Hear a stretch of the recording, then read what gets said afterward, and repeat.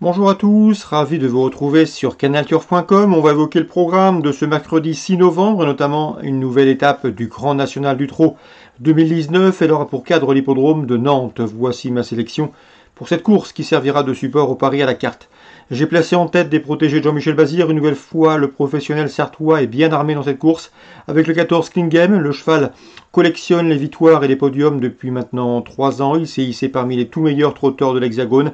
Il a remporté cette course l'an dernier. Et sachez également qu'il rendait 25 mètres l'année passée. Cette fois-ci, il rend 50 mètres. Mais au regard de ses dernières victoires, il pourrait bien une nouvelle fois mener sa tâche à bien. C'est un cheval de grande classe et à mon avis, malgré le rendement de distance, il peut le mettre tout le monde d'accord. À commencer par sa compagne d'entraînement, le numéro 7, Dark Nile Love, qui reste également sur une victoire obtenue à Vincennes dans un bon lot.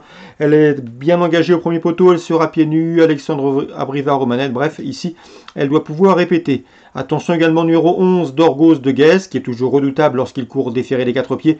Il a couru 15 fois pieds nus, résultat 12 victoires. Des stats qui plardent bien évidemment pour lui. Le 2, Cocktail des Bois, est un cheval bien connu à ce niveau. Sachez que lors de ses dernières prestations, et lors de ses 5 dernières prestations, il a signé 4 places de deuxième, dont une obtenue dans l'étape du GNT à Feur, où ce jour-là il était devancé par Défi de Retz, une référence. Le cheval est pieds nus, confié à Eric Raffin. Il est bien engagé en tête, il aime animer les courses auxquelles il participe. Bref, ici il peut les emmener loin. Le 10, Clark Soto, est un cheval qui connaît bien cette course. Il s'est classé 4e il y a 2 ans, en 2017.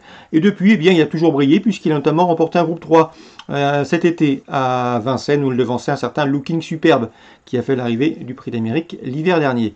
Le 13, Beau de Grimou, compte 2 places de 3e en autant de courses courues sur ce tracé. À mon avis, dans ce lot, ce cheval qui me semble en mesure de bien faire, lui qui avait pris la 3e place de l'étape de Cherbourg. On retiendra également pour des petites places le 6, Colorado Blue, 5 places pour lui en 10 quintés couru, preuve de son efficacité à ce niveau. Malheureusement, il a toujours échoué à Nantes en 2 tentatives. Le 5, Calou Renardière, reste sur 2 disqualifications, mais il serait imprudent de l'écarter, car ce cheval avait auparavant pris une bonne 2e place à Melay dans une étape du GNT. À mon avis, dans ce lot, c'est un placé potentiel. Résumé chiffré, 14 Klingem, 7 Dark Night Love et 11 Dorgos de Guez. Le tout pour l'entraînement de Jean-Michel Bazir. Ensuite, on retiendra le numéro 10, Clark Soto, le 13, Beau de Grimou, le 6, Colorado Blue et le 5, Calou Renardière. 14, 7, 11, 2, 10, 13, 6 et 5 en cas de partant. Je citerai le numéro 3, As Blue, dans cette épreuve. Suite du programme, à Nantes toujours. Dans la première, attention, 114, c'est First Montana. Le cheval a de la qualité, il revient ici de remonter avec une très belle carte à jouer.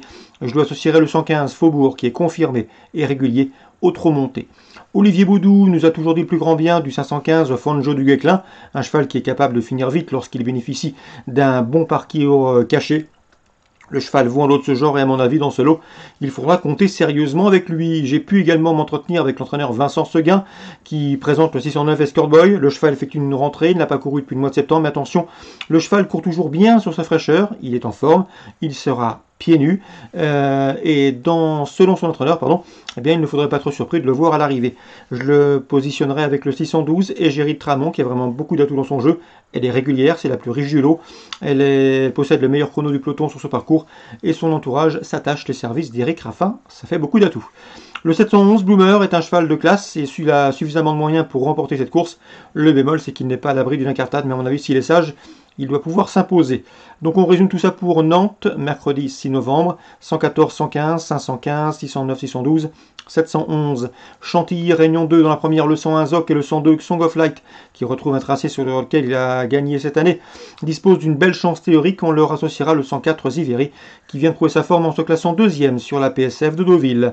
Concernant la liste du jour, le Grand Prix du Nord, j'aime beaucoup le 301 Alexander James, qui reste sur 2 victoires, dont une obtenue dernièrement sur cette piste de Chantilly et sur ce gazon cantilien.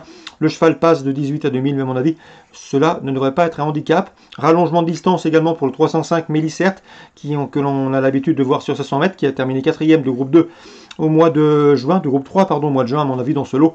C'est également un placé potentiel sur le podium. 301, 305. Et enfin, dans la 7e, j'aime beaucoup le 709, c'est Whiskey Lulabi, qui a enregistré de bons débuts, 3e sur l'hippodrome de Compiègne pour cette pouliche de 2 ans. C'était dernièrement, le 7 octobre. Et à mon avis ici, vu le style de ses débuts, et ces jours-là sa valeur affichée, elle peut parfaitement ouvrir son palmarès. 709 Whisky Lullaby, d'autant que les pensionnaires de Nicolas Clément, a priori, reviennent bien après avoir été malades. 709 Whisky Lullaby. Concernant Vivo Réunion 4, j'ai pu m'entretenir avec Stéphane Cinglan. Il est confiant que le 108, c'est Everest de Cassis, et le 109 également, Ego de Vandel. D'après lui, ce sont deux chevaux de valeur équivalente. Selon lui, Everest de Cassis sera plus à l'aise à Vivo que Ego de Vandel, qui lui préfère les plus grands anneaux. Donc ces deux-là doivent pouvoir se mettre en évidence. Ils sont au mieux bien engagés au premier poteau et surtout déférés des postérieurs. Le 313, c'est d'Orlando. Le cheval, à mon avis, dans ce lot, même au 25 mètres, peut jouer la victoire. Un protégé de Yannick Alain-Briand pour la drive de sa compagne Sophie Blanchetière. Et enfin, dans la 6e, j'aime beaucoup le 609 d'Otarus, qui revient entre remontée avec une très belle carte à jouer. Le cheval est bien engagé au premier poteau. Il a couru 9 fois sous la selle. Résultat, 7 podiums, dont 3 victoires. Ajoutez à cela qu'il a couru 3 fois autre montée à Vivo. Résultat, premier, deuxième, bref, de sérieux atouts pour ce 609 d'Otarus qui, à mon avis, ne devrait pas être loin de la vérité. Donc pour Vivo Réunion 4, j'ai retenu en première 8 et 9, la 3e le 13 et la 6e le 609. Bonjour à tous, rendez-vous demain désormais pour un nouveau programme.